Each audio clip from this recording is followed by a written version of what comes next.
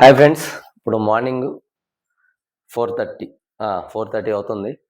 ఇప్పుడే మూవీ వదిలారు. రివ్యూ అయితే స్టార్ట్ చేస్తాను. రివ్యూ చెప్తాను, వీడియో అయితే చేస్తున్నాను. ఈ మూవీలో నాకు మీరు మూవీ ఎందుకు చూడాలి, ఎందుకు చూడకూడదని అయితే చెప్పను. ఎందుకు చూడాలనేది చెప్తాను. మూవీ గురించి ప్లస్లు మైనస్లు చెప్తాను. మొత్తం వీడియో మొత్తం చూడండి. దీంట్లో ఏం ప్లస్లు ఉన్నాయి, ఏం మైనస్లు ఉన్నాయి. సో ఫస్ట్ అయితే మైనస్ల గురించి మాట్లాడుకుందాము. మీరు RRRలో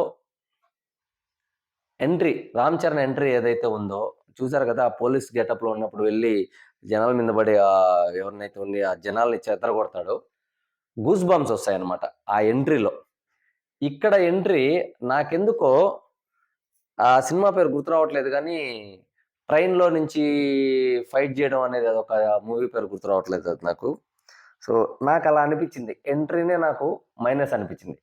సినిమా స్టార్టింగ్ 10 నుంచి 15 నిమిషాలు ఎలా ఉంటుంది అంటే ఒక రేంజ్కి తీసుకెళ్ళిపోద్ది. అంటే ఒక మూవీ స్టార్టింగ్ ఏదైతే ఉందో సీఎంకి హార్ట్ స్ట్రోక్ రావడము, హాస్పిటల్కి తీసుకెళ్తుంటే వాళ్ళ ప్రభుత్వం కట్టించిన బ్రిడ్జ్ కూలిపోవడము, ఈ వెహికల్స్ మొత్తం అక్కడ ఆగిపోవడము, అక్కడి నుంచి సీఎంని భుజాల మీద, అంటే ఒక స్ట్రెచ్చర్లో అంబులెన్స్లో తీసుకొస్తారు కదా ఒక స్ట్రెచ్చరు, అలాంటి స్ట్రెచ్చర్ ఉంటుంది. దాంట్లో పెట్టి తీసుకొని పోతుంటే జనాలు తిట్టడం అది విని సీఎంగా ఉన్నటువంటి హీరో శ్రీకాంత్ గారు సో బాధపడతారనమాట. జనాలకి మంచి ఆ 10 నిమిషాలు ఏదైతే ఉందో అది ఎలా అనిపించిందంటే మూవీని ఒక రేంజ్కి తీసుకెళ్తుంది. సో ఇక్కడ నుంచి స్టార్ట్ అవుతుంది. వెంటనే సీన్ కట్ చేస్తే రామ్ చరణ్ ఎంట్రీ ఏంటంటే ట్రైన్లో వస్తుంటాడు, కలెక్టర్ అయ్యి జనాలు ఒకడు రౌడీ పంపించి రామ్ చరణ్ని చంపేయాలి. సో ఇక్కడ వచ్చేసి మైనస్ పాయింట్ ఆ ఎంట్రీ, రామ్ చరణ్ ఎంట్రీనే పెద్ద మైనస్. అంతగా అనిపించలేదు. గూస్ బంప్స్ కాదు కదా, రామ్ చరణ్ దూకినప్పుడు అసలు ఎలా ఉండాలి, ఆ ఎంట్రీ ఏంటి, ఆ ఫైట్ ఏంటి.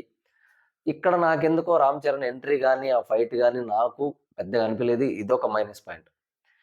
ఇంకొక మైనస్ పాయింట్ ఏంటంటే మూవీకి కొరియోగ్రఫీ, సాంగ్స్ పరంగా ఎత్తుకుంటే కొరియోగ్రఫీ చాలా మైనస్.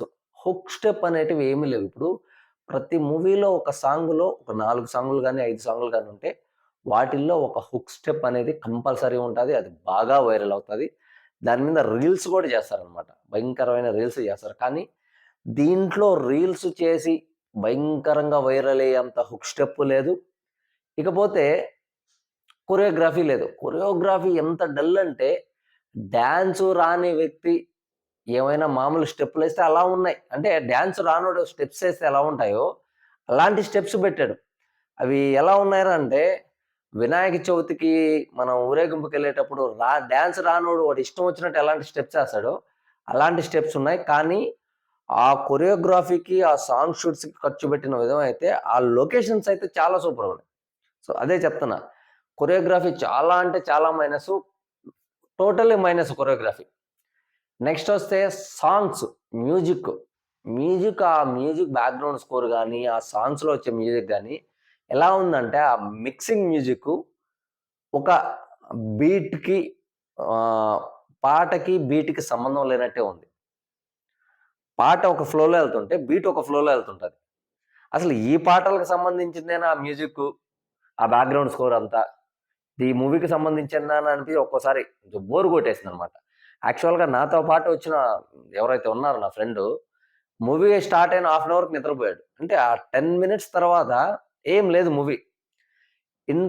తర్వాత మైనస్ వచ్చేసి కొరియోగ్రఫీ మైనసే, మ్యూజిక్ మైనసే, బ్యాక్గ్రౌండ్ స్కోర్ మైనసే, అండ్ ఫైట్స్ చాలా అంటే చాలా మైనస్.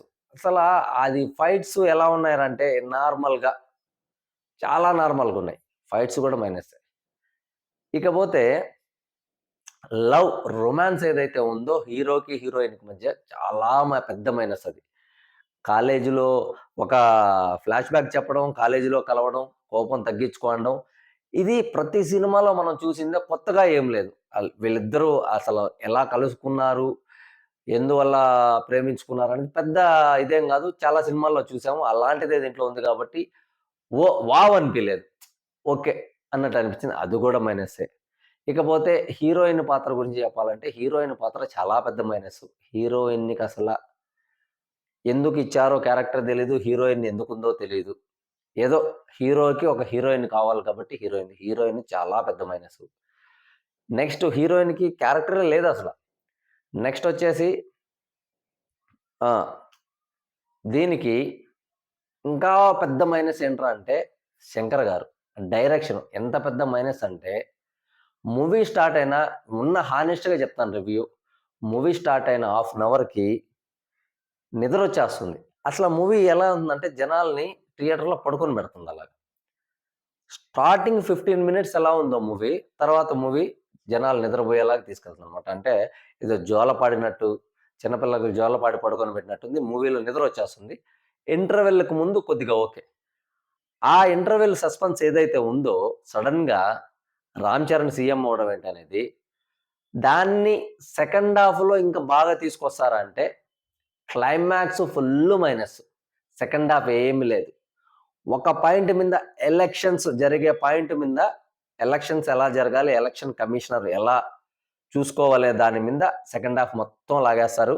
సెకండ్ హాఫ్ క్లైమాక్స్ గూడా అస్సలెంత తుస్సు అంటే అంత తుస్సు. నాకైతే ఎందుకురబ్బా 600 ఇద్దరం పోయాము 1300 ఇక టీ, కాఫీ వేసుకుంటే 1500 సరే డబ్బులుది లాస్ అంటే అది పక్కన పెట్టండి. కానీ మూవీ దానికి తగ్గట్టు కూడా లేదు. డైరెక్షన్ చాలా లాసు. క్లైమాక్స్ అంటే చాలా పెద్ద బిగ్గెస్ట్ లాస్ అంటే క్లైమాక్సు. సెకండ్ హాఫ్ అసలేం లేదు. ఒక ఎలక్షన్ ఎలా జరగాలనేది సెకండ్ హాఫ్ అసలేం లేదు. సో, మూవీ ఎందుకు చూడాలి? మూవీలో ప్లస్‌లేంట్రా అంటే, 'ఎస్‌జే సూర్య' గారి యాక్టింగ్ సూపర్ ప్రాణం పెట్టారాయన. 'ఎస్‌జే సూర్య' గారు చాలా వరకు మూవీని ఆయన క్యారెక్టర్‌తో లాక్కొచ్చారని జెప్పాలి. అదొక ప్లస్సు. 'రామ్ చరణ్' గారు గూడా ప్లస్సే. కానీ, 'రామ్ చరణ్' గారి దగ్గర ఉన్నటువంటి యాక్టింగ్ స్కిల్స్‌ని 'శంకర్' గారు ఉపయోగించుకోలేకపోయారు. 'త్రిబుల్ ఆర్‌లో' జూసారా? అల్లూరి సీతారామరాజు గెటప్‌లో ఎలా ఉన్నాడో, ఆ ఫేసు, ఆహభావాలు గాని, పర్సనాలిటీ గాని ఎలా ఉంటది?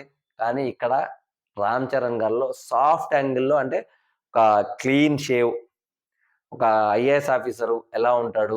రియల్‌గా స్పెట్స్ పెట్టుకొని ఐఏఎస్ ఆఫీసర్ ఎలా ఉంటాడో, ఇక్కడ గూడా ఏంట్రా అంటే తను ఒక మూవ్‌మెంట్‌లో ఉన్నప్పుడు మామూలు గ్లాసెస్ వాడతాడు. ఒక మూవ్‌మెంట్‌లోకొచ్చేసిన తర్వాత సన్ గ్లాస్, బ్లాక్ గ్లాసెస్ వాడతాడు. ఇవంతా కొద్దిగా చిరాకు తెప్పించేసాయన్నమాట. చూస్తుంటే కొద్దిగా చిరాకు తెప్పించేసాయి. ఇకపోతే కామెడీ టోటల్లీ డ్రాప్. ఏం లేదు కామెడీ. అసలా జీరో అంటే జీరో. సాంగ్స్‌లో ఈ బాయ్స్ మూవీలో ఇన్ని మందిని పెట్టి తీసేయడము, అట్లా తీసేయడం ఆ లొకేషన్స్ బావున్నాయి గానీ, కొరియోగ్రఫీ బాలేదు, సాంగ్స్ బాలేదు, మ్యూజిక్కు బాలేదు. ప్లస్‌లు మాత్రం ఓన్లీ ప్లస్‌లు ఎవరు అంటే 'ఎస్‌జే సూర్య' గారు, సెకండొచ్చేసి 'ఎస్‌జే సూర్య' గారికి ఎందుకు ఫస్ట్ ఇస్తున్నానంటే, ఆయన యాక్టింగ్‌తో చాలా వరకు మూవీని చాలా వరకు ఆయనదే ఉంది. కానీ 'రామ్ చరణ్' గారిని ఉపయోగించుకోవడంలో 'శంకర్' గారు చాలా ఫెయిల్ అయ్యారనే చెప్పొచ్చు. ఏం లేదు 'రామ్ చరణ్' గారు అసలు నాకు తెలిసినంత వరకు ఈ మూవీని ఒప్పుకోకుండా ఉండుంటే నాకు తెలిసి చాలా బెస్ట్ అనిపిచ్చేది. నాకు తెలిసి 'రామ్ చరణ్' గారి మూవీస్‌లో ఇదే బిగ్గెస్ట్ ఫ్లాప్ అని నాకనిపిస్తుంది. ఎందుకంటే ఆయనకున్న యాక్టింగ్ స్కిల్స్‌కి, ఆయన చేసిన 'త్రిబుల్ ఆర్' మూవీకి 'త్రిబుల్ ఆర్' మూవీలో ఎంట్రీ సీన్ ఎలా ఉంటదండి? గూస్ బంప్స్ తెప్పిస్తాయి. దీంట్లో ఎంట్రీ సీన్ ఎక్కడ కూడా అలాంటి సీన్స్ క్రియేట్ చేసి ఇచ్చినట్టు లేదు 'రామ్ చరణ్' గారికి. ఏదో టైమ్ పాస్‌గా ఎళ్ళిపోయింది మూవీ. అండ్ ఎంత టైమ్ పాస్‌గా ఎళ్ళిందంటే చూస్తుంటే అబ్బా! ఇప్పుడయిపోద్దా? వెళ్ళిపోదామా? వెళ్ళిపోదామా థియేటర్‌లో నుంచి అని అనిపించింది. కానీ 'రామ్ చరణ్' గారి యాక్టింగ్ ఓకే. 'ఎస్‌జే సూర్య' గారి యాక్టింగ్ ఓకే. కానీ 'రామ్ చరణ్' గారి దగ్గర తీసుకోవాల్సినంత యాక్టింగ్ అయితే తీసుకోలేదు. మూవీకైతే టోటల్‌గా మ్యూజిక్కు, ఫైట్సు, కొరియోగ్రఫీ ఇవన్నిటితో పాటు 'శంకర్' గారి డైరెక్షను చాలా పెద్ద లాసు. బిగ్గెస్ట్ లాస్ అంటే ఆయనదే. ఏం చేయాలనుకున్నాడో అర్థం కాలేదు. దీంట్లో ప్లస్‌లేంటంటే ఒక కలెక్టరు నిజాయితీగా ఉంటే, ఆ కలెక్టర్‌కున్న పవర్స్ ఏంది? ఎలక్షన్స్ ఎలా జరగాలి? ఒక ఎలక్షన్ కమిషనర్ వస్తే ఎలక్షన్ ఎలా జరిపించాలనే దాంట్లో కూడా ఫెయిల్ అయిపోయారు. ఎక్కడ పెద్ద హై పిచ్‌లో తీసుకెళ్ళి ఈ మూవ్‌మెంట్‌లో వావ్! అనిపించేటివేం లేవు. సో, అక్కడ కూడా ఫెయిల్ అయిపోయారు. ప్లస్ పాయింట్లు మటుకు వీళ్ళిద్దరే 'రామ్ చరణ్' గారు, 'ఎస్‌జే సూర్య' గారు. సో, 'రామ్ చరణ్' గారు ఉన్నారు కాబట్టి ఆ మూవీకి హైపు. 'రామ్ చరణ్' గారు లేకపోతే ఆ మూవీ జీరోనే. మూవీ జీరో నాకు తెలిసినంత వరకు. 'రామ్ చరణ్' గారి వల్ల మాత్రమే మూవీకి ఏదన్నా కలెక్షన్స్ రావచ్చు ఏదన్నా అంటే, ఇంకో ప్లస్ ఏంట్రా అంటే, ఇప్పుడు సంక్రాంతి గాబట్టి, సంక్రాంతికి మూవీ రిలీజ్ అయింది కాబట్టి, హౌస్‌ఫుల్ అయితే 3-4 డేస్ ఈ సంక్రాంతి ఈ 1 వీక్ హౌస్‌ఫుల్ ఎళ్తది. కాబట్టి ఇంకా సంక్రాంతికి ఇంకా మూవీస్ ఉన్నాయి కాబట్టి, వెంకటేష్ గారిది ఒక మూవీ ఉంది. అండ్ ఇంకో మూవీ గూడా ఏదో ఉందనుకుంటాను. బాలకృష్ణ గారి మూవీ ఉంది. సో, ఈ మూవీస్‌లో గాని ఏదన్నా ఒకటి బాగుందిరా అంటే, సో, ఎక్కువ కలెక్షన్స్ వాటిలికే ఉంటాయి. టికెట్లు దొరకని వాళ్ళు ఎవరైతే ఉంటారో ఈ మూవీకి వెళ్ళాల్సొస్తది. ఉన్నది ఉన్నట్టుగా ఫ్యాక్ట్‌గా చెప్తున్నాను. సో, ప్లస్ పాయింట్‌లో 'రామ్ చరణ్' గారు, 'ఎస్.జె. సూర్య' గారు. మైనస్ అయితే మిగతా మొత్తం మైనసే మూవీకి. ఇకపోతే మనం సినిమాని సినిమాలాగా ఆదరిస్తే ఇప్పుడు హీరోలు వాళ్ళు ఉన్న బంధుత్వం గాని, వాళ్ళు కలిసిపోతారు, గొడవలు పడతాయి, విడిపోతుంటారు. సో, 'పుష్పకి' ఎందుకు సారీ చెప్తున్నానంటే, అంత మంచి సినిమాకి రివ్యూ చేయలేకపోయాను. ఎందుకురా అంటే, రివ్యూ చేసే టైంలో నేను రివ్యూ చేసే మూమెంట్‌లో కూడా లేను. కొద్దిగా నాకు హెల్త్ ఇష్యూస్ ఉన్నాయి. సో, ఇప్పుడేంట్రా అంటే, సారీ ఎందుకురా అంటే, ఇంత జరుగుతున్నా గూడా పబ్లిక్‌లో ఎలాంటి టాక్ ఉందిరా అంటే, కొన్ని మంది అల్లు అర్జున్ గారికి సపోర్ట్‌గా ఉంటే, కొన్ని మంది ఆ ఘటనలో ఎవరైతే కోల్పోయారో వాళ్ళ ఫ్యామిలీని, వాళ్ళకి సపోర్ట్‌గా ఉన్నారు. సో, ఇక్కడ ఎలా ఉందిరా అంటే, కొన్ని మందనేది ఫస్ట్ రోజు సినిమా రిలీజ్ అవుతుంది. అంత పెద్ద హీరో సినిమా రిలీజ్ అవుతున్నప్పుడు ఫ్యామిలీని తీసుకొని వెళ్ళడం, అది చిన్న పిల్లల్ని తీసుకొని వెళ్ళడం కరెక్టా అని కొన్ని మందంటే, పోలీసు వాళ్ళు చెప్తున్నా కూడా వెళ్ళకుండా బన్నీ గారు అలాగనే కూర్చున్నారు. అందుకే ఇలా జరిగింది అని చెప్పి కొన్ని మంది అంటున్నారు. సో, ఇక్కడ సారీ చెప్పడానికి కారణం ఏంట్రా అంటే, అల్లు అర్జున్ గారికి ఇంత పెద్ద బిగ్గెస్ట్ హిట్ వచ్చిన తన లైఫ్‌లోనే బిగ్గెస్ట్ హిస్ట్ ఇది. బిగ్గెస్ట్ హిట్ అంటే ఇక్కడ మన ఆంధ్రాలోనే కాదు, తెలంగాణలో, సౌత్‌లోనే కాదు, నార్త్, తమిళ్ అన్నిట్లో కూడా వచ్చింది. అంటే టోటల్ ఇండియాలోనే బిగ్గెస్ట్ ఫిల్ము, బిగ్గెస్ట్ హిట్టు. కలెక్షన్‌లో అన్నిటిని దాటేసింది. 'బాహుబలిని' దాటింది, 'త్రిబుల్ ఆర్‌ని' దాటింది, అన్నిటిని దాటింది. కానీ అల్లు అర్జున్ గారికి రావాల్సినంత గుర్తింపు రాలేదు. ఈ కేసులతో, ఈ కోర్టులతో తిరగడంలోనే ఆయన పాపం ఇదైపోయాడు. సో, అల్లు అర్జున్ గారికి సారీ ఏంట్రా అంటే నిజంగా ఆ ఒక్క సిట్యుయేషన్ మీరు వెళ్ళకుండా ఉండుంటే ఈరోజు మీది వేరే పొజిషన్ ఉండేది. సో, రివ్యూ చేయలేకపోయాం అదొక సారీ. దాని తర్వాత కూడా ఆయన గురించి వీడియోస్ పెట్టలేకపోయాం అదొక సారీ. కౌశిక్ దాని తర్వాత జరిగిన సంఘటనల గురించి వీడియోలు ఏదైతే చేయలేకపోయామో చాలా వరకు. సో, దానికి సంబంధించి క్లియర్‌గా జనాలకు మనం చెప్పలేకపోయాము.